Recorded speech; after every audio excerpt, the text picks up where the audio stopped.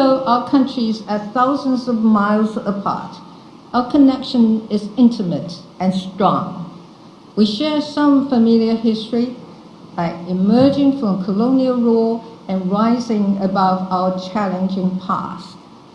Now, we uphold the values of democracy and face the challenges to our existence without hesitation. And our relationship is built on genuine partnership between our governments, our people, and our businesses. My visit to Belize has solidified my confidence that our relationship will continue to stand strong for decades to come.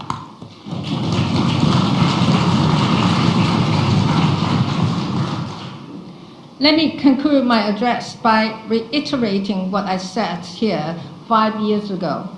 The friendship between Taiwan and Belize is not built on empty promises or the political whims of our leaderships.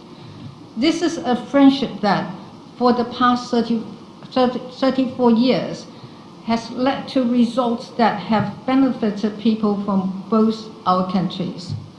While we recognize that there are countries that seek to insert a wedge into this friendship, we have remained close because of our common values and our shared vision for a more prosperous and peaceful future. We will also continue to work together to demonstrate that democracies help one another and we deliver.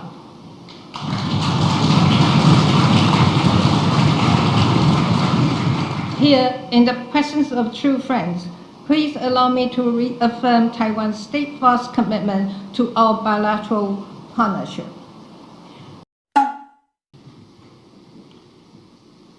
The Honorable Prime Minister John Rosano, the Honorable Speaker of the House of Representatives Barry Woods, and the Honorable President of the Senate Caroline Trench Sandford, the Honorable Leader of the Opposition, Shai Barrow, distinguished members of the National Assembly, ladies and gentlemen, good morning. It is so wonderful to be in Belplan again.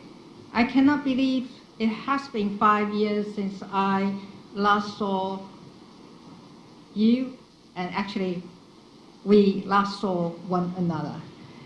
This is too long, in my opinion. I want to begin my talk by thanking Prime Minister Rosano, Speaker Barry Woods of the House of Representatives, and President Trench Sandford of the Senate for inviting me to speak at your National Assembly. I have very fond memories of my last trip to Belize. I visited Taiwan Street, where our embassy stands. I also remember meeting aspiring young Belizeans and was very happy to offer scholarship for their studies in Taiwan. I remember thinking these bright minds will eventually serve as bridges for our friendship in our shared future. I also remember visiting the Museum of Belize, seeing the drawings of slave ships and hearing dreadful stories of the slave trade. What our two countries share is the strength and courage to rise from our challenging past and make our present and future free, bright, and prosperous. Therefore, I must tell you again, I'm delighted to be back in your beautiful country.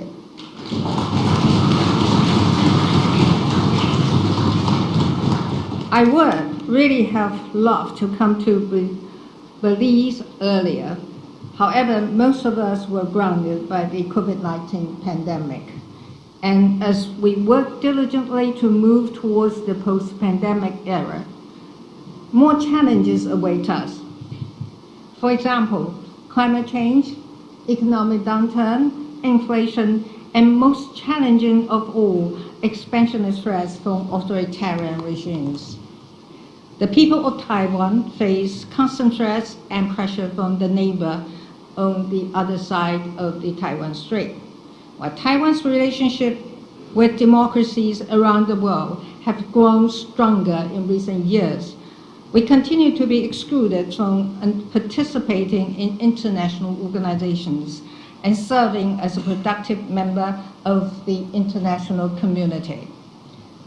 From international forums to meetings held by international organizations, such as United Nations, WHO, ICAO, and under the UNFCCC, Belize has helped give voice to the 23 million people of Taiwan. I want to say thank you.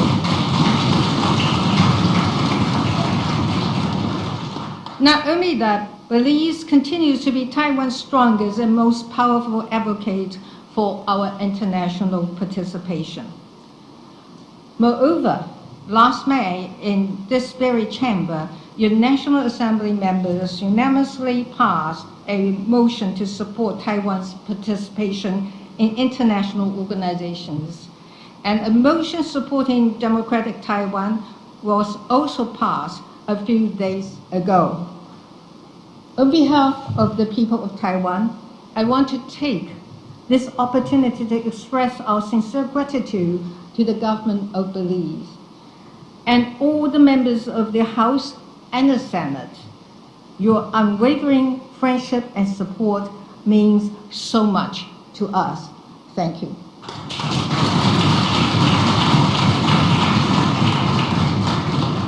Belize has accomplished quite a lot over its history. And as a grateful friend, Taiwan is honored to play a role in assisting Belize's national development through projects on infrastructure, healthcare, agriculture, disaster management and prevention, information and communications technology, and education. In fact, I am very pleased to note that over the past 2 years, Taiwan and Belize have been able to step up our bilateral cooperation to help make everyday life here even more convenient. For example, road upgrades will connect people from one region to another.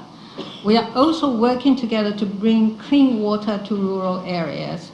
More importantly, in order to better the learning environment for Belize's next generation, we are supporting programs to provide nutritious food and internet access to schools.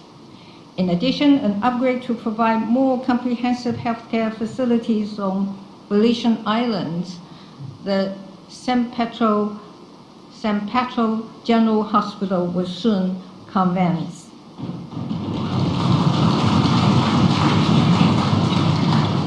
Our efforts do not stop here.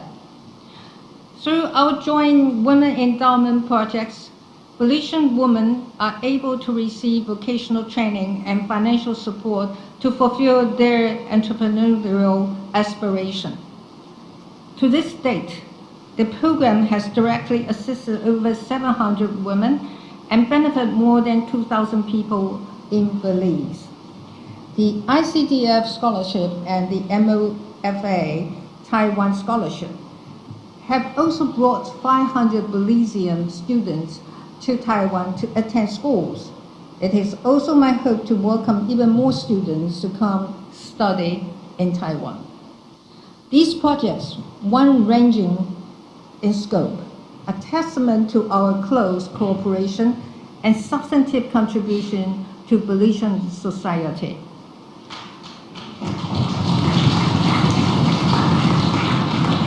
As Belize's 10th largest trading partner, we look forward to opening up even more avenues for cooperation. Since the Taiwan-Belize Economic Cooperation Agreement took effect last January, Belizean exports to Taiwan in 2023 increased to 317% of the amount in 2021. That is $3.24 million.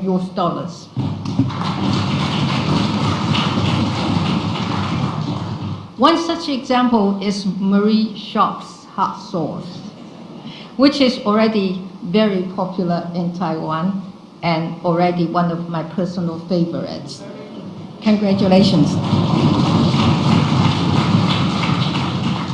Steps are also being taken to realize the potential of Belize's seafood industry. A letter of intent was signed last year between companies from our two countries for the import of $2 million worth of Belizean lobsters. Our government is working to facilitate and accelerate the import of marine products from Belize so that more delicious Belizean seafood can make it onto Taiwanese dinner tables. And as we speak, our coffee and cacao mission is exploring opportunities for cooperation with your country.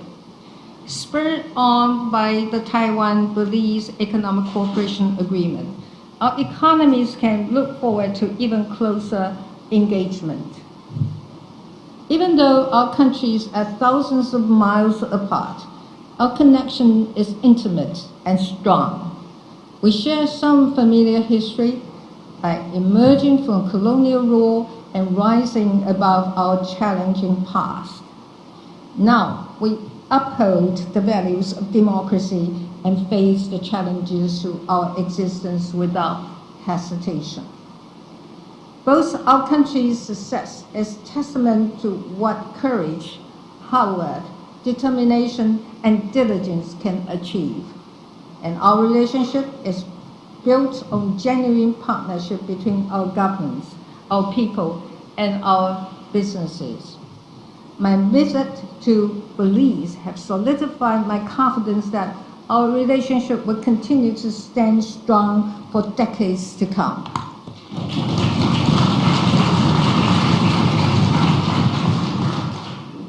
Let me conclude my address by reiterating what I said here 5 years ago. The friendship between Taiwan and Belize is not built on empty promises or the political whims of our leaderships. This is a friendship that, for the past 34 years, has led to results that have benefited people from both our countries. While we recognize that there are countries that seek to insert that wedge into this friendship, we have remained close because of our common values and our shared vision for a more prosperous and peaceful future. We will also continue to work together to demonstrate that democracies help one another and we deliver.